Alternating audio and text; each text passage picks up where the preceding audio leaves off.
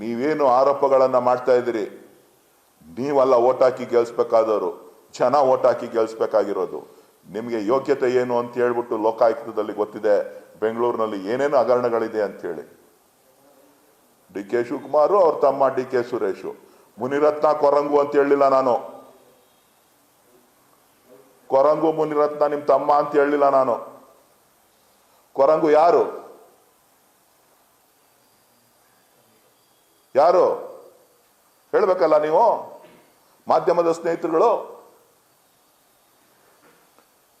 ಯಾರ್ಯಾರನ್ನ ಕೊರಂಗುನ ಬಿಟ್ಟು ಏನೇನ್ ಮಾಡಿದಿರಿ ಅಂತ ಹೇಳ್ಬೇಕಲ್ಲ ನೀವು.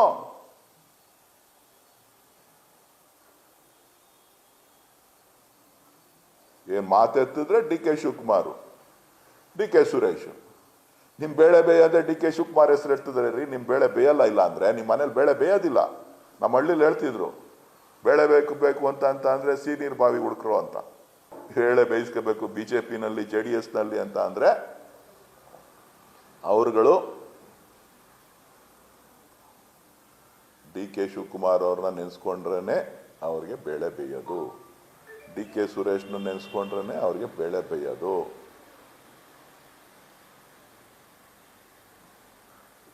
ಇನ್ನು ಏನಾದ್ರೂ ಮಾತಾಡಬೇಕು ಅಂತಂದ್ರೆ ಇನ್ನು ಎಲ್ಲಾನು ಮಾತಾಡ್ತೀನಿ.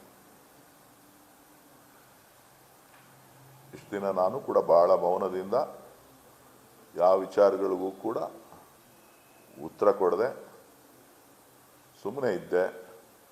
ಬಹುಶಃ ನಿಮ್ಮ ಆಸಿಡ್ ದಾಳಿ CBI ತನಿಖೆ ಆಗಲಿ. ಅಲ್ಲ, ನೀವೇ ತೋರಿಸಿದ್ರಲ್ಲ, ನಿಮ್ಮ ಟಿವಿಗಳಲ್ಲೇ ಬಂದಿದೆಯಲ್ಲ. ಆಸಿಡ್ ಅಂದ್ರು, ಆಸಿಡ್ ಆದ್ಮೇಲೆ ಮೊಟ್ಟೆ ಬತ್ತು.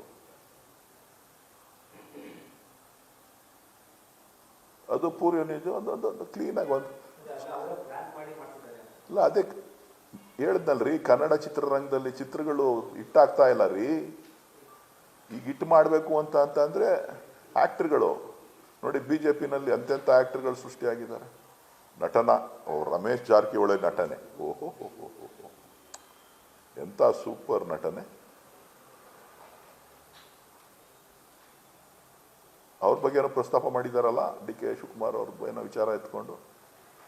ನಾನು ಮಾತಾಡಲ್ಲ ಅಂತಿದ್ದೆ. ನಾನು ವಿಚಾರಗಳು ಯಾವುದು ಹೇಳ್ಬಾರ್ದು, ಇಂಥ ಕೊಳಕು ವಿಚಾರಗಳನ್ನ ಹೇಳ್ಬಾರ್ದು ಅಂತಿದ್ದೆ. ಅವರೇ ನೆನ್ಪು ಮಾಡಿಕೊಟ್ಟಿದ್ದಾರೆ. ಯಾರ್ಯಾರ್ದು ಹೇಳ್ಬೇಕು? ಯಡಿಯೂರಪ್ಪನವ್ರದ್ದು, ವಿಜೇಂದ್ರ ಅವ್ರಿಗೆ. ಅಯ್ಯಮ್ಮ ಯಾರೋ ವಿಜೇಂದ್ರ ಅವ್ರಿಗೆ ಟೈಮ್ ಕೇಳಿದಾರಲ್ಲ, ಎಕ್ಸ್ಪ್ಲೈನ್ ಮಾಡ್ತೀನಿ ಬಂದು ಅಂತ. ಕೊಡ್ಲಿ ಟೈಮು, ಬಹಿರಂಗವಾಗಿ ಮಾಧ್ಯಮದ ಮುಂದೆ ಚರ್ಚೆ ಆಗಲಿ. ಕೊಡಿಸಿ ಟೈಮು ದಯವಿಟ್ಟು ಮಾಧ್ಯಮದವರು. ವಿಜೇಂದ್ರ ಅವ್ರಿಗೆ ಹೇಳ್ಬಿಟ್ಟು ಏನಾದ್ರೂ ಹಿಂದಿನ ರಹಸ್ಯ ಏನು ಅಂತ, ಆ ರಹಸ್ಯ ಏನು ಅಂತೇಳಿ ಗೊತ್ತಾಗ್ಲಿ. ವಿಜೇಂದ್ರ ಅವ್ರ ಸಮಯ ಕೊಡ್ಲಿ ದಯವಿಟ್ಟು. ನೀವು ವಿಜೇಂದ್ರ ಅವರೇ ಸಮಯ ಕೊಡಿ. ಯಾಕೆ ನೀವು ಇದು ಮಾಡ್ತಾ ಇದ್ದೀರಿ? ಎಲ್ಲನೂ CBI ತನಿಖೆ ಕೊಡ್ಲಿ. ಅಮಿತ್ ಶಾ ಅವ್ರಿಗೆ ಹೇಳಲಿ, CT ರವಿ ಅವರು ಹೋಗಿ ಹೇಳಲಿ, ಅಶೋಕ್ ಅವ್ರನ್ನು ಕರ್ಕೊಂಡು ಹೋಗ್ಲಿ. ಇವತ್ತು ಬೇರೆ ಟಿವಿನಲ್ಲಿ ಪೇಪರಲ್ಲಿ ಬಂದಿದೆ,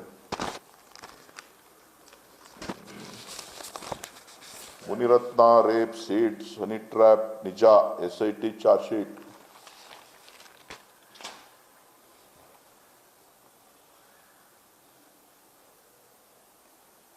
ಅದಕ್ಕೆ ಹೇಳ್ಬೇಕು, ಎಲ್ಲರೂ ಹೇಳ್ಬೇಕು. ಯಾರ್ಯಾರು ಏನೇನು ಪಾಲ್ದಾರಗಳಿದ್ದಾರೆ, ಯಾರ್ಯಾರು ಏನೇನಿದ್ದಾರೆ ಎಲ್ಲನೂ ಹೇಳಲಿ, ತನಿಖೆ ಮಾಡಲಿ. ಭಾಳ ಸಂತೋಷ. ಸಿನಿಮಾ 100 ಡೇಸ್ ಓಡಿಸಿ. ಇನ್ನೇನು ಪ್ರಶ್ನೆ ಇದೆಯಪ್ಪ ನಿಮ್ದು?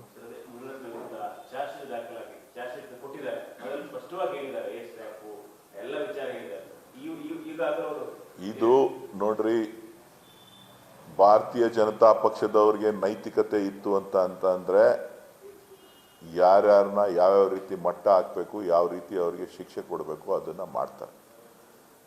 ಅವರು ನೈತಿಕತೆ ಇಲ್ಲ, ಸಂಸ್ಕೃತಿ ಇಲ್ಲ, ಅವ್ರ ಹತ್ರ ಏನೂ ಇಲ್ಲ.